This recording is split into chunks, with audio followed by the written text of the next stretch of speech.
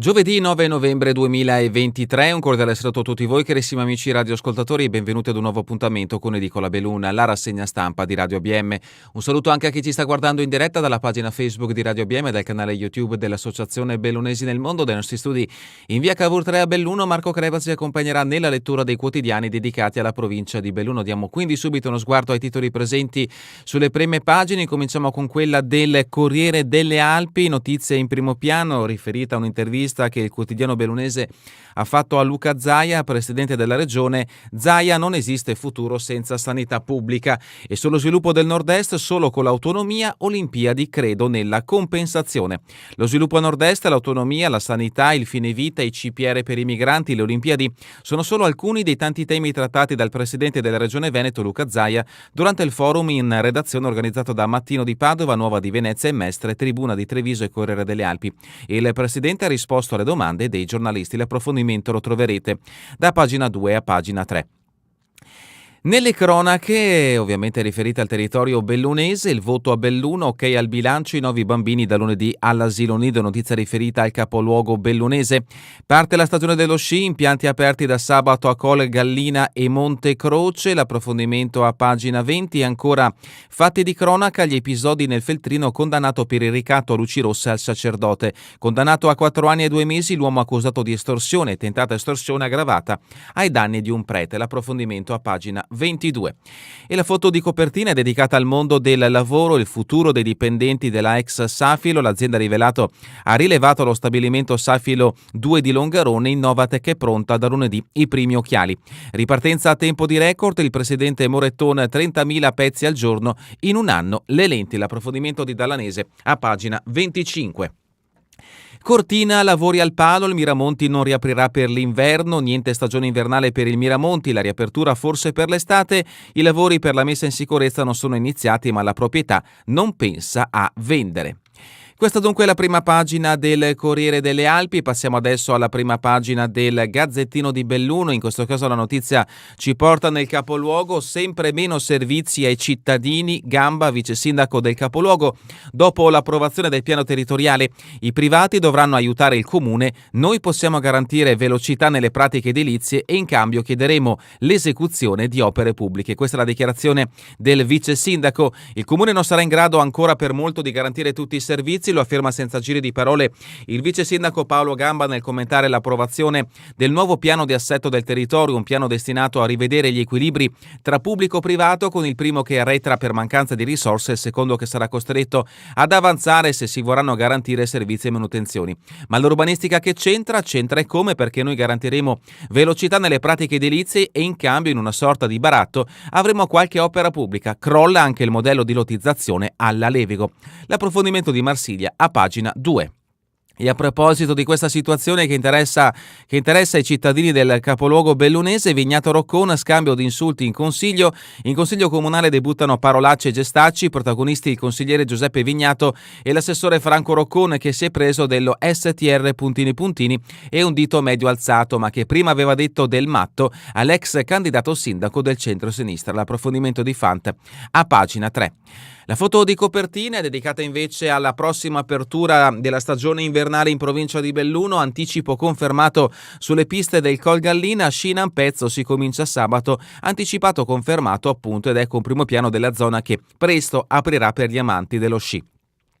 Un approfondimento in prima pagina ci porta nuovamente in Alpago, in ricordo del pompiere venuto a mancare a causa, come conseguenza del maltempo di giovedì scorso. Oltre 60.000 euro raccolti in 24 ore, gara di solidarietà per aiutare la famiglia. Oggi pomeriggio il funerale a Pos da Alpago. L'approfondimento di Scarton a pagina 12.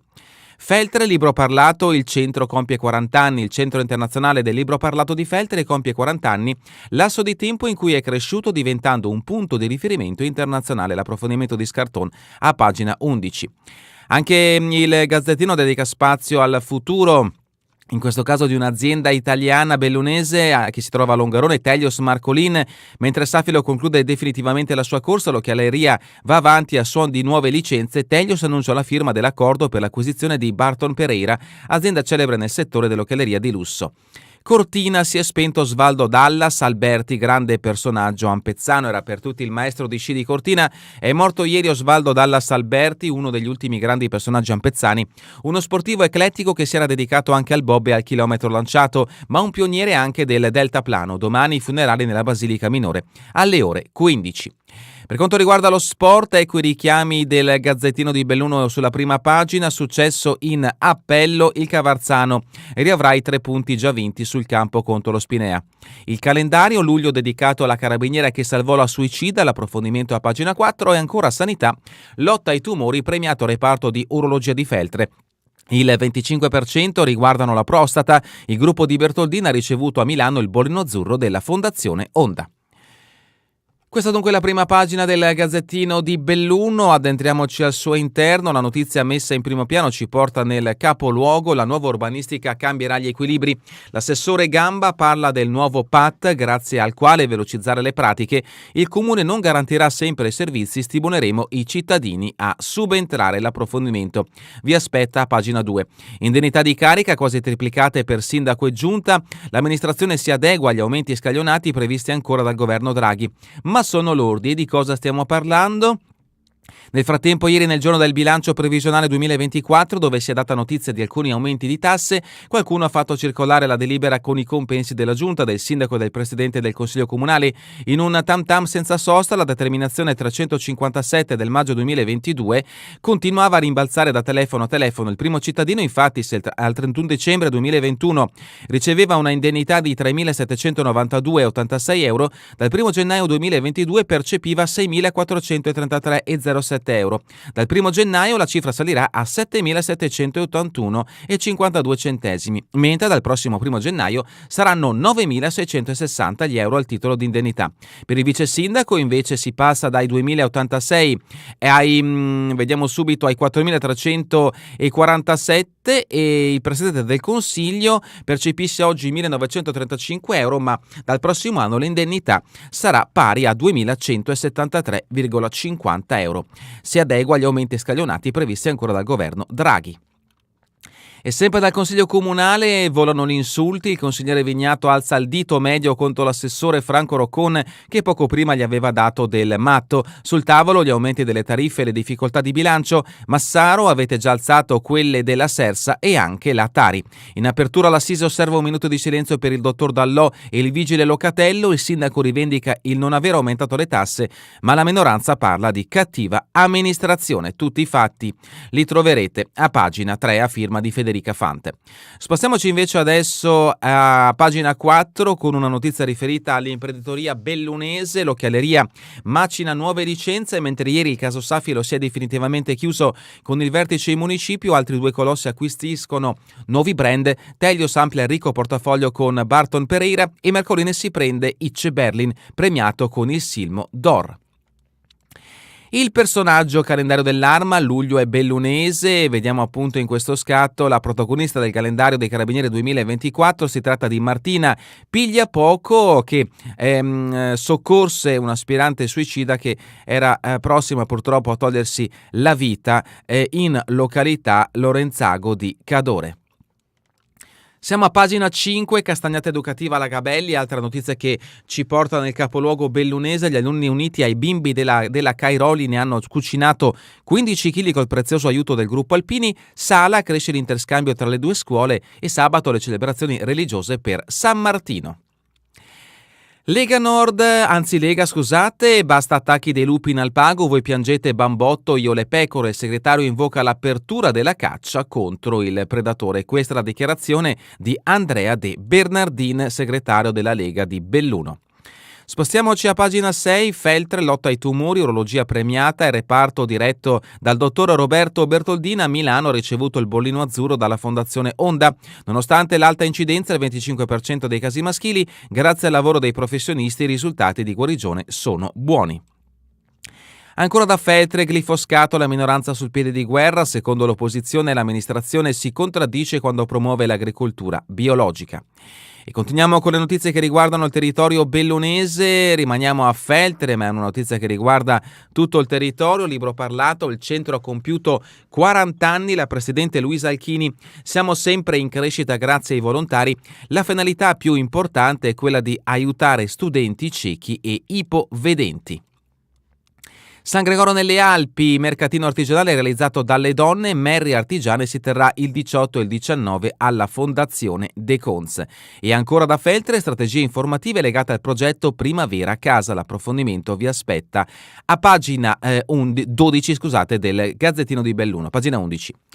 Provincia in lutto, oggi ultimo saluto a Walter Locatello, il funerale del vigile del fuoco morto dopo essere caduto nel torrente Riu si terranno alle 15 in chiesa a Posdalpago. Avviata una raccolta per aiutare i fondi, la famiglia moglie e bimbo ad affrontare le prime necessità.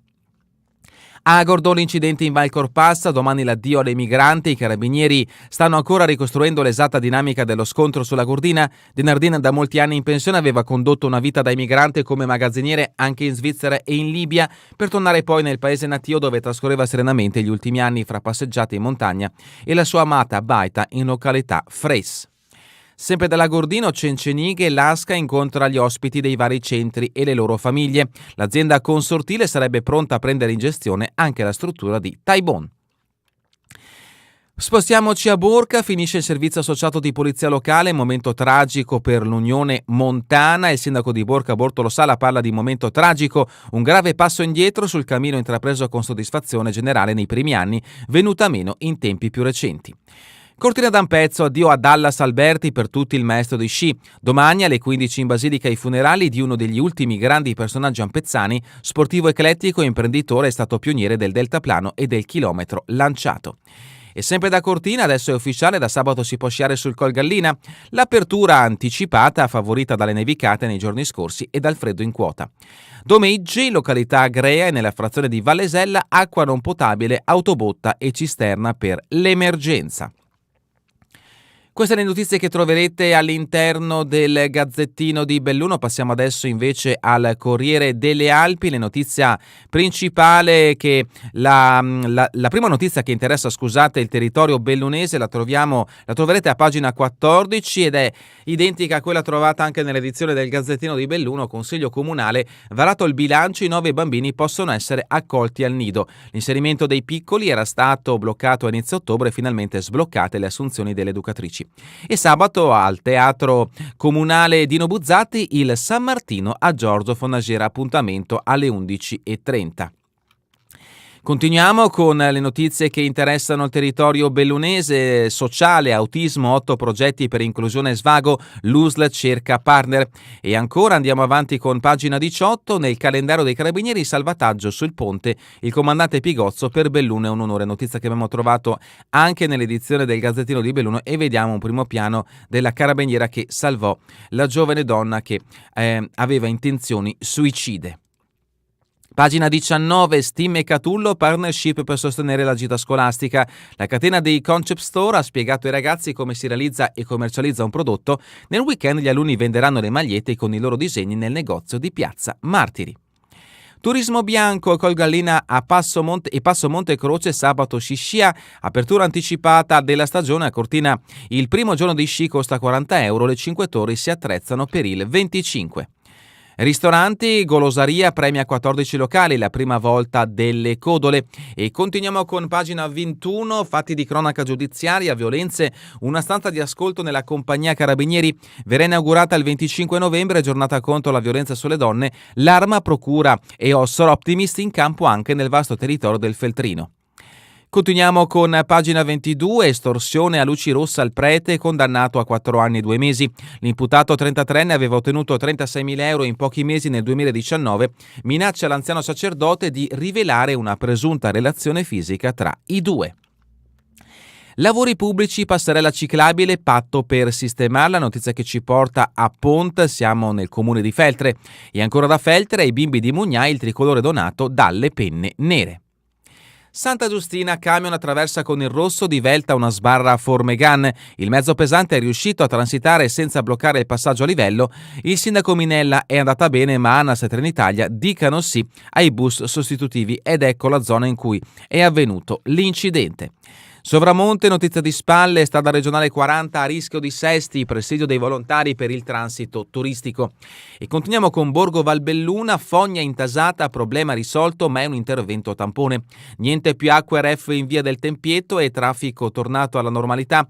BIM GSP, progettiamo opere strutturali per quel complesso nodo idraulico. E vi sono due lutti che interessano le comunità dell'Alpago. Il primo, Walter Locatello, addio a Walter alle 15 a Pos, in tanti donano per Martino. E l'altro lutto che interessa la comunità di Tambre: stamattina Tambre saluta l'ex sindaco Bortoluzzi. La cerimonia, in questo caso civile, si terrà questa mattina alle 11 davanti al municipio di Tambre. In Novatec si parte, lunedì non hanno le prime lenti. Nell'ex Safilo 2 operai a lavoro per riattivare i macchinari del finissaggio. Il presidente Moretton: marciamo a tempi record, 31 dipendenti subito al lavoro. Val di Zoldo a Gordino, assegnati i lavori per riaprire la strada del Città di Fiume, bisogna far presto. Il sindaco di Borca preoccupato per le tempistiche, se arriva il freddo l'intervento slitterà in primavera. A Gordo sto male, aiutatemi, ma l'anziana stavolta è sveglia e fiuta la truffa. Già partita la caccia dal nome del super ospite, notizia che ci porta in Luxottica. Luxottica il 22 dicembre torna alla festa di Natale. Si vedrà chi sarà la star musicale o il super ospite della serata. Cortina, Miramonti, luci ancora spente, annullata la stagione invernale, gli interventi sulla sicurezza imposti da dopo lo stop di gennaio vanno a rilento, smentita la vendita, ma fuori e dentro la struttura non c'è traccia di lavori in corso. Hotel Auronzo a vuoto la prima asta per la cessione, l'offerta minima era fissata a 2,5 milioni, l'amministrazione è preoccupata per la struttura che non riapre la prossima estate, notizia in questo caso che ci porta ad Auronzo. E anche il Corriere delle Alpi dedica spazio alla morte di Dallas, il maestro che insegnò a sciare stallone. Tra i fondatori della scuola oggi presieduta da Giovanni Alverà, Osvaldo Alberti si curò negli anni d'oro di Cortina di tutti i VIP in vacanza nella Conca. Verso le Olimpiadi 2026, le considerazioni di Abodi, question time, il bob a Cortina definitivamente cancellato. E ancora i biglietti già disponibili in cooperativa, notizia sempre che interessa Cortina, e il morto in casa dal 15 torna alla filodrammatica col teatro in Ampezzano. Dalla rubrica Cultura e Società, Sarmede, Angeli, Miti e Colori per vedere l'orizzonte oltre i confini che chiudono la mente. La mostra internazionale di illustrazione per l'infanzia ha scelto Vassilev come ospite d'onore per questa edizione. E dalla rubrica Giorno e Notte, Cori, Ottoni e la banda in Piazza Belluno, 3 iniziative musicali per San Martino, staffetta nel weekend con voci dai Cortivi, Nova Cantica, Tiepolo Brass e Zemblà e la Filarmonica Cittadina. Siamo allo sport, calcio di eccellenza, Cavarzano Spinea non deve essere ripetuta, la Corte d'Appello non è un errore tecnico, le immagini video potevano essere usate solo per le sanzioni disciplinari, i veneziani non ci stanno e annunciano il ricorso. Ancora calcio, Coppa Veneto di seconda, Ponte Alpi vola agli ottavi, il Comelico deve arrendersi 1-2 il risultato finale.